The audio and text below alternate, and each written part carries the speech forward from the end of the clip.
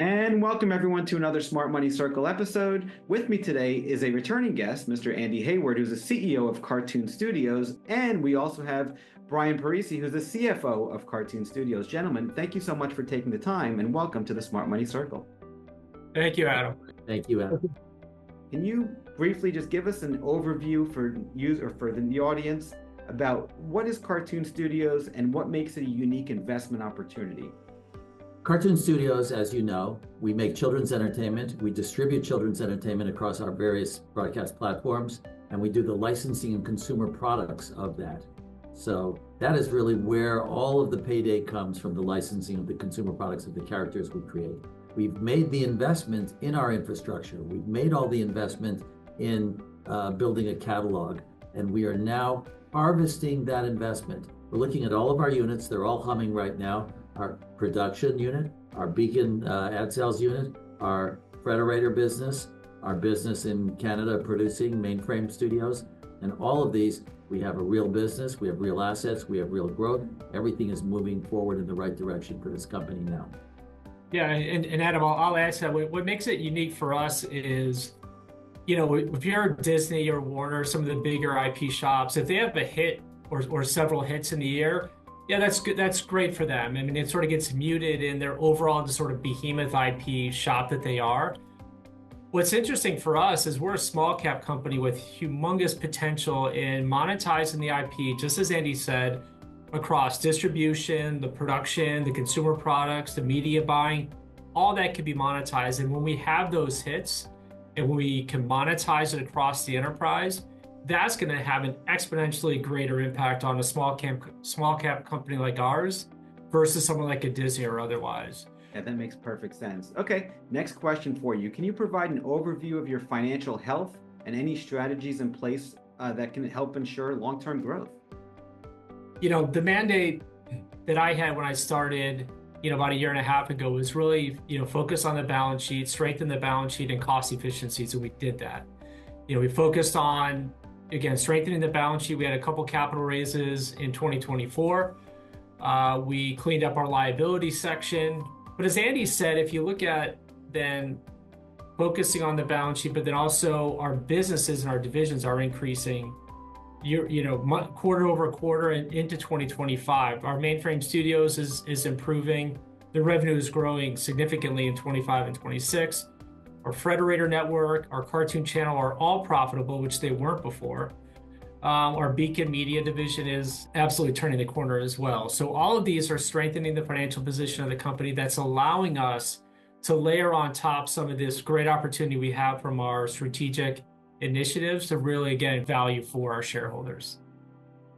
Let's take an example of the Cartoon channel product, which is the flagship of our broadcast profile, which includes Cartoon channel for middle-aged kids, the younger kids with Amoeba, and the older viewers are Frederator channels.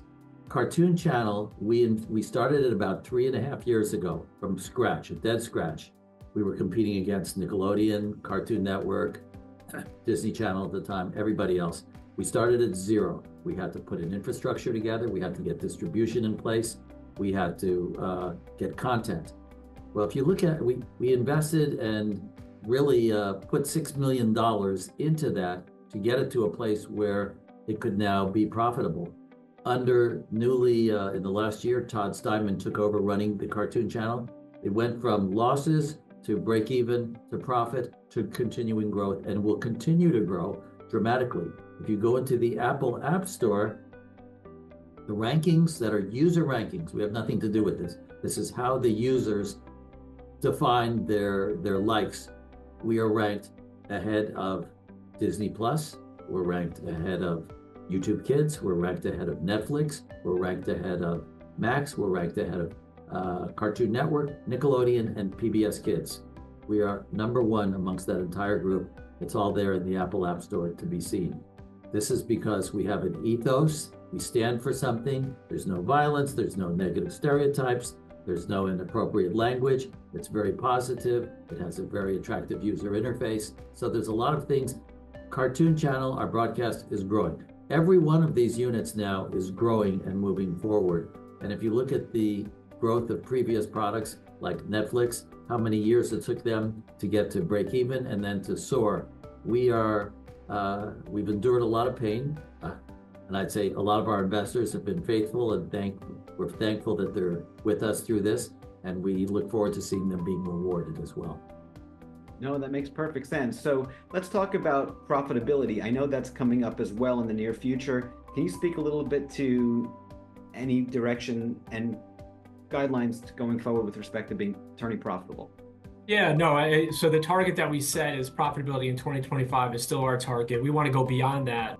We started to see that in Q2 of 24. Revenue was growing off of Q1. Q3 in 24 was growing off of Q2. So we have the sequential growth that we expect in Q4. And again, I won't give kind of forecasts or projections. We fully expect that the trends that we saw throughout 2024 to continue in Q4, but also even further in 2025. So we're still sticking to the targets of profitability in 25, and we have a really good plan to do that. The only thing I'll add to that I didn't talk about before is, we took $4.5 to $5 million of cost out of the company, probably my first 6 or 9 months with Andy and the executive team to really kind of focus in on what's important. That's going to be continuing saving, and we're still looking to do that even further. But we're going to maintain the savings, and it's going to, again, that's all going to go to the bottom line and help drive profitability and positive cash flow. Do a shout out to our CFO first. I have to say he's a very modest and a humble person. And even though he went to USC, my rival school, he was named CFO of the Year, Public Company CFO of the Year by the Los Angeles Business Journal, which is a huge, huge honor when you think that in this town, we have Netflix, we have Disney, we have Northrop Grumman, we have some big companies here. So I'm super proud of, and it's a pleasure working with Brian. As he said, he's made tremendous cuts and smart cuts and really tightened up all of our financial profile in the company. So we are in a position to get to the profitability and the share price that we are targeting to be at as well. So I wanted to amplify on when you said how, we're getting there. I'm going to speak qualitatively. We are focused on 3 things right now. We're focused on Winnie the Pooh, we're focused on Stan Lee, and we're focused on our distribution system. As opposed to creating new and original characters, many of which we have, which is sort of a crapshoot, and you don't know when they're going to take off, when they're going, or if they will take off or not. The beauty of the Winnie the Pooh and the Stan Lee brand is these are proven brands. We're not hoping for something that we don't know if it'll work or not.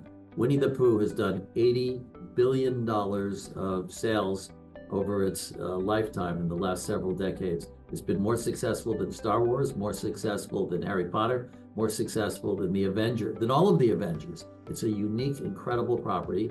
And fortunately for us, 75 years after the death of the original author, A.A. Milne, it went into public domain. We are doing our own version of Winnie the Pooh. We're very excited about it. It looks spectacular. We are going to debut the sneak peek of the trailer of the animation at Sundance Film Festival on January 26th. And it's very, very special. The other thing is Stan Lee. There's never been a creator with the success of Stan Lee. When you think about it, probably 15 of the top 40 movies of all time were created or co-created by this man. Spider-Man, Iron Man, X-Men, Fantastic Four, Guardians of the Galaxy, Black Panther, the Avengers, the list just goes on. When Stan passed away, through our controlling interest in Stan Lee Universe, we control all of his IP post-Marvel. His name we control, his likeness, his voice, his signature, these consumer products. He left us a package of about 200 properties. Could you imagine opening a drawer and seeing like 200 songs from Lennon and McCartney that nobody had ever seen before? That's what we've got. We're rolling out the first one, the Excelsiors, this year. More characters in the Excelsiors than in the Avengers. Stan told me before he passed away, where the Avengers leaves off, that's where I want the Excelsiors to begin. It's a very exciting project. We have it being run by Michael Uslan, who was a close collaborator of Stan and who was the executive producer of all the Batman films. So two tentpole pieces of IP. Winnie the Pooh, Stan Lee, proven IP. And the Cartoon Channel, it's got a full head of steam now, and it's moving forward, and it's profitable, and will continue to be so and grow. I love it. Well, Brian, congratulations on the award. It's absolutely fantastic. Andy, I love everything you're saying here. Let's talk about a little bit more about the innovation and differentiation for Cartoon Studios, please, and the incorporation of technology, AI, anywhere you want to go with that, please. Well, I'll say that we started working with NVIDIA about 2 years ago. I made a number of visits up there to them. They were invited to come down and spend time here. And we have been integrating AI into our business in the design of characters. They're going to be involved in our dubbing. A lot of the costs that we had previously are just going to be handled by AI and will save us a lot of money. You know, the dinosaurs disappeared because they were unable to adapt. You have to be able to adapt. You have to be able to innovate. These are all things that are very important to the culture of our company. Everybody's focused on it. And this is how we're going to save our cost culture and how we are also going to bring a better product. When we show the new Winnie the Pooh to the world, I think everybody is going to be shocked. The look of it is gorgeous, gorgeous. The characters were created with AI and human hands as well. And I think it's a very special mix, of course, keeping, you know, all of the charm of everything that was in the original A&M stories. Well, and Adam, just to add to that too, just to put some numbers around some of the AI, you know, if you look at the dubbing expense for us is one of the biggest expenses as we look to expand internationally with some of the IP that we have. It would cost us between $50 and $100 per minute to dub. And when you have, you know, thousands of minutes, it gets very expensive very fast.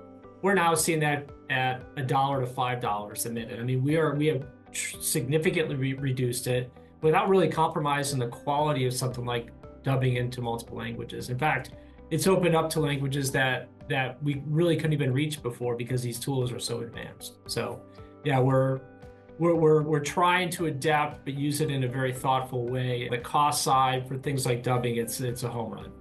I love that. No, that makes perfect sense. I guess let's talk about the unique value prop for the investment. So the unique value proposition as an investment in TOON right now. Can you speak to that, please? Well, I'm going to give my speak, and then Brian, I'm sure, has a more financially based take on it. If you look at who our partners are today, I think that speaks a lot. We're producing for Sony, we're producing for Disney, we're producing for PBS, we're producing for pretty much everybody through our studios in Canada and Mainframe. And, you know, we've got some extraordinary hits. Coco Melon that we make, I believe it's the #1 show in the world for kids today still. We produce Barbie, certainly the #1 toy-based show in the world. Everything that you would need and want to see happening is happening. And then we've got these two massive properties coming forth, Stan Lee and Winnie the Pooh. Yeah, and Adam, from my standpoint, to bring it home, I mean, I look at kind of in 4 different areas, and it's going to overlap a little bit with what Andy said, but the 4 different areas for me, you know, the first one is, you know, we have a very diverse and robust business model, and we're in a pretty durable kids animation industry. I mean, it grows every year. It's not huge trajectory, but it also doesn't decline at all. There's always going to be a need and desire for kids animated product. And like we said, we have this robust business model where we're creative and we can produce the content, we can distribute it, and then we can monetize on the back end through consumer products, which if you go across and you're successful along all of those areas, you've got a tremendous business model, which we have. The second thing is, and Andy talked about it, we talked about it with you, Adam, is these strategic initiatives, Stan Lee, Winnie the Pooh, what we're doing with Cartoon Channel, that, you know, we've already laid the infrastructure down and we're going to start monetizing against that starting in 2025. You know, the third piece is we're seeing the results of our hard work and our financial performance of all of our divisions. We meet with them constantly on where were you yesterday, where are you today, where are you going to be tomorrow. We're constantly having that conversation to see that the next step forward is improving on the prior step. And we're seeing that across all of our divisions. And you're seeing it in the financial numbers that we're presenting on a quarterly basis. And I think the last piece, we haven't talked too much about it, but when I came in, one of the fascinating things for me is the team that Andy has built here has such an incredible pedigree across, I come from Warner Brothers, Universal, and live entertainment, things like that. But the people I'm working with, including Andy and others, their experience across the entire entertainment and media ecosystem is really impressive, and there's nothing we can't do as a team together. No, I love that. That makes perfect sense. So I guess in closing, gentlemen, number one, thank you very much for taking the time. Just let me summarize, if I may, a few of the points here. There's a tremendous amount of growth coming from, I guess, seeds you planted before, whether they be the mainframe studios in Canada, or you got consumer products, but there's a push going forward for to leverage existing IP, if I understand it properly. And then there's 3 growth areas, again, to summarize. One, you've got the tremendous growth from Winnie the Pooh, tremendous growth and opportunity from Stan Lee. Andy, like you said, that drawer full of 200 more things where the Avengers leaves off. You have so much more coming, which I can't wait to watch. And then all the partners that you have. Is that a good way of summarizing so far? I think the summary from 30,000 feet is we're on a growth tear. We think that the stock and share price is dramatically undervalued today. We're all working here, busy bees every day to get it up and be devoted to our shareholders, the ethos of the company, content with a purpose, positive value content for children. Everybody here has, been around and knows their way around the industry. I think I've shared with you, I produced 6,000 half hours of children's television, going back to Scooby Doo and the Smurfs and Inspector Gadget and Alvin and the Chipmunks and Super Mario Brothers and Sonic the Hedgehog and Captain Planet and Sabrina the Teenage Witch and et cetera, et cetera. We think we are in the age of Pericles today, where we are going. We're really excited about it, and we are excited to bring growth for our shareholders. So, gentlemen, I know we have some exciting news with Winnie the Pooh. We have a trailer coming out at Sundance. Would you be able to speak to it at all, or give us some hints on what's coming, or share anything along those lines? Let's do one better. Why don't we roll the trailer for you right now? It's something we're very proud of.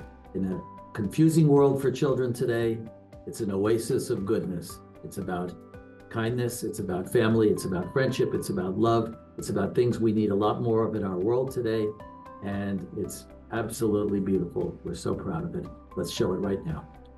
Oh, that's fantastic. Thank you.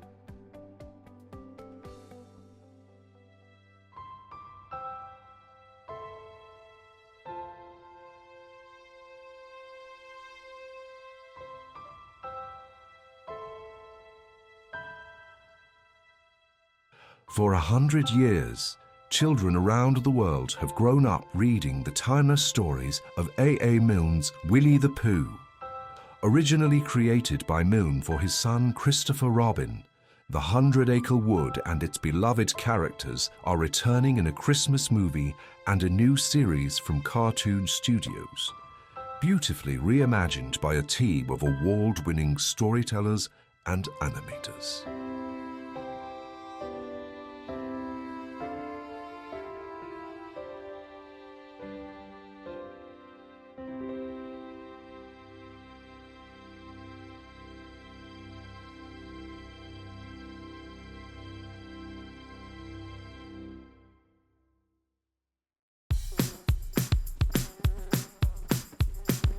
Winnie the Pooh and friends, Winnie the Pooh and friends, Winnie the